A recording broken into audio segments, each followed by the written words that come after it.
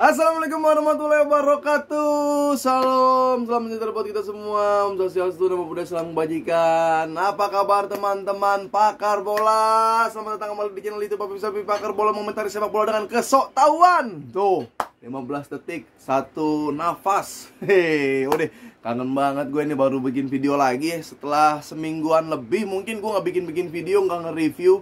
Mungkin karena jeda internasional, kerjaan juga lagi banyak. Gue lagi sibuk ini itu, yang bentar lagi berangkat ke Spanyol. Kita akan bahas hari ini pertandingan yang pasti antara Mallorca yang berhadapan dengan Barcelona, dimenangkan oleh Barcelona dengan skor 1-0 melalui gol Robert Lewandowski. Tapi ini yang tidak kalah penting dan yang sangat penting dan harus menjadi evaluasi.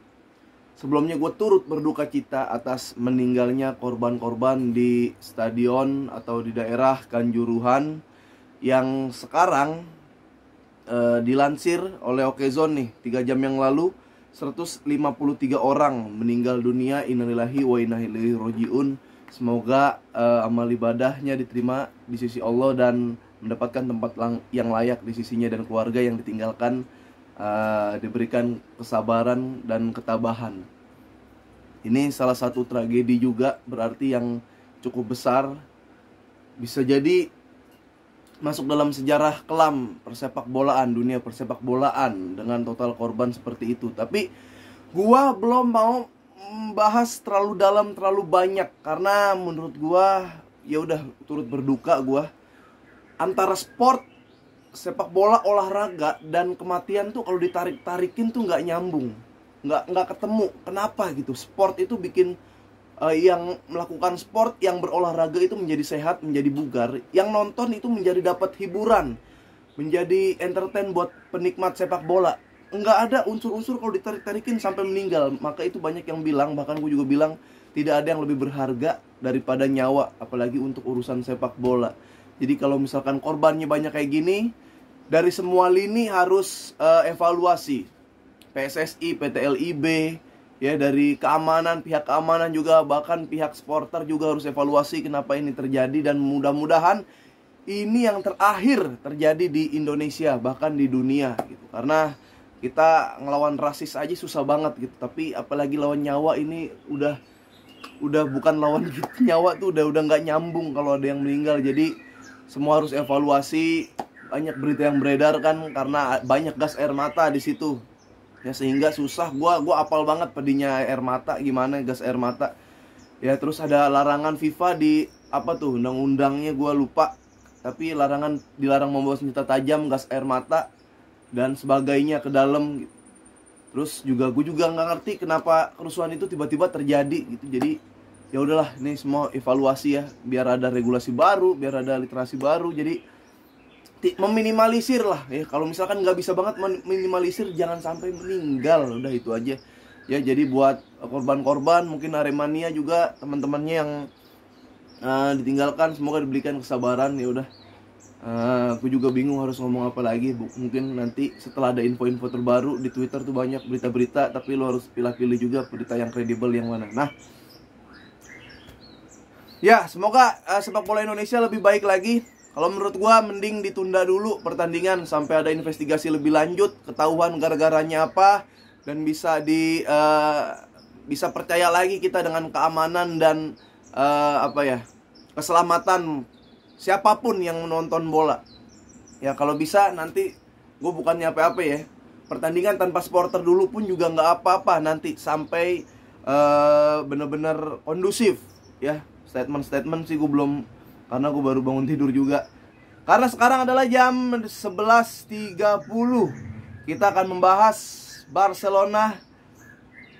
Sebelum itu gue mau ngasih tahu dulu, ternyata kalau pertandingan semalam, laga tandang Xavi yang ke 18, Xavi mendapatkan rekor 18 menjalankan laga tandang tidak terkalahkan, mengalahkan rekor Zainuddin Zidane. Tapi itu yang diberitain, menurut gua itu biasa aja lah ya. Maksud gua, lu Zidane tuh udah bawa Liga Champion buat Madrid, itu Xavi baru menang-menangin kayak gini doang, masih proses. Jadi bukan suatu kebanggaan banget.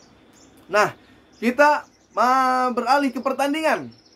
ini dari susunan line up, Mallorca yang sudah meniatkan parkir bus langsung menerapkan formasi 5-4-1 ya, dan sementara Barcelona ada tetap 4-3-3 ya, dimana Alba main di kiri, ada suatu perubahan, Balde main di kanan, nanti kita bahas. Tetap di tengah ada Busquets, Gavi dan Kessie, bukan Pedri de Jong ya.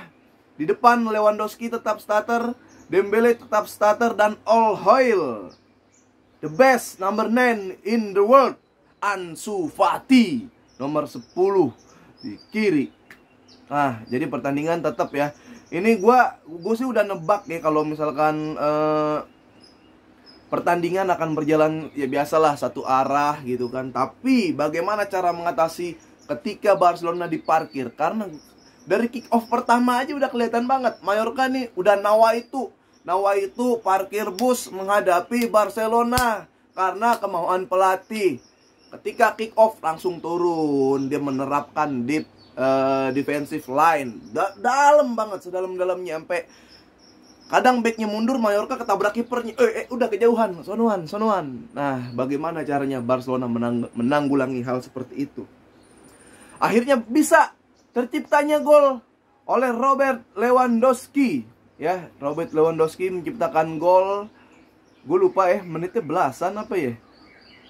Ya menit 20 ternyata. Menit 20 Lewandowski golin. Siapa yang asis? Nah, siapa yang asis Bang Apip? Yang asis orang bernama Ansu Fati. Untuk asis tersebut ya gue apresiasi lah ya. Walaupun dari masih jauh ya, di asis tuh dari tengah banget. Masih sempat Lewandowski golin, dribbling, masih gocek satu orang, di shoot, gol indah, pelintir. Kipernya ternyata jauh dari jangkauan kiper. Oke, apresiasi gue buat Ansu Fati ya. Tapi pertanyaannya, abis asis lu ngapain? Abis asis terus kemana tuh orang? Hilang kemana? Tiba-tiba hilang, punya utang, mau ditagih, hilang kemana Ansu Fati? Coach Justin sempat nge-tweet ke gue, mention Pie toh Ansu Fati gara-gara asis di babak pertama. Gue bales, setelah asis ngapain coach? Dia coach yang nonton juga nih, fans Ansu Fati masih ada gak atau lu udah ngikut gue semua? Gue kalau bagus gue bilang bagus, apresiasi tuh asisnya gue apresiasi. Tapi hilang entah berantah digulung skill malesnya sendiri apa gimana. Setelah itu shoot on target nggak ada, peluang-peluang nggak ada lagi. Karena Barcelona ini kan dia mainnya lebar, jadi melebar ya. Karena si nutupnya bagus banget Mallorca, bahkan Busquets bilang Mallorca ini nutup bagus banget sehingga kita terpaksa memainkan lebar sayap gitu kan. Dembele bisa gocek-gocek, Ansu Fati back pass. Ansu Fati tuh akurat loh. Kemarin ada statistik di atas ketika nonton di band, pemain dari Mallorca sekian akurasi passingnya ya. Ansu Fati juga 93% akurasi passing, tapi ke belakang nih gawang musuh di sono. Gawang musuh ke belakang, ditabrak jatuh ya. Awal-awal kan dia begitu habis cedera masih agak gemukan, kayak gempul gitu kan, tapi ditabrak lemah. Gue kira semalam udah agak kurusnya jadi otot, ternyata kurusnya lembek juga. Udah, jangan terlalu banyak Ansu Fati di depan. Golnya Lewandowski adalah ya gol yang bagus ya. Maksudnya dia tuh sekarang udah 13 gol ya kalau di Liga Champions ya. Kalau di La Liga ini udah 9 gol. 9 gol. Lewandowski ini sebenarnya jadi dua mata pisau nih. Ya, satu, dia bisa jadi top skor Barcelona dan bisa bikin Barcelona menang dengan torehan-torehan golnya. Tapi ketika dia ngegolin ya, pemain-pemain lain nih jadi kayak nggak ada insting untuk mencetak gol. Makanya setiap gol Lewandowski ini pemain lain harus belajar gini cara cetak gol gitu. Jangan cuma Lewandowski yang harus bisa cetak gol, sayap-sayapnya dari second strikernya harus bisa mencetak gol. Itu yang harus dilakukan sama Barcelona. Gavi, Busquets, Kessie. Nah, ini untuk dalam kali pertamanya, enggak kali pertama sih, Barcelona lebih banyak mendapatkan kartu kuning dari musuh. Gavi, Kessie, dan Busquets. Nah, ini Busquets ya, dulu yang kayak pas ada Xavi Iniesta dia mah holding aja ya, dia jangkar benar-benar. Sekarang dia juga jadi pendistribusi bola gitu. Tapi masalahnya ketika dia menjadi pendistribusi bola, yang heran dari Barcelona adalah sekarang Barcelona kenapa sekarang mengoper orang yang ditempel. Kenapa mengoper orang yang diem? Karena ketika Gavi si Casey naik, mereka pasti kan ditutup sama garis kedua dari si Mallorca, sama musuh-musuh. Kenapa itu harus jadi tugas berat Busquets yang harus ngoper ke dia? Ya dulu Barcelona itu ngoper bolanya ke orang yang bergerak, orang yang nyamperin, bikin segitiga minimal, lalu La Masia lah segitiga orang, ngunggulin jumlah pemain. Jadi kita bisa kayak City sekarang lah, City sekarang merempun temen dapat kalau kita ngoper.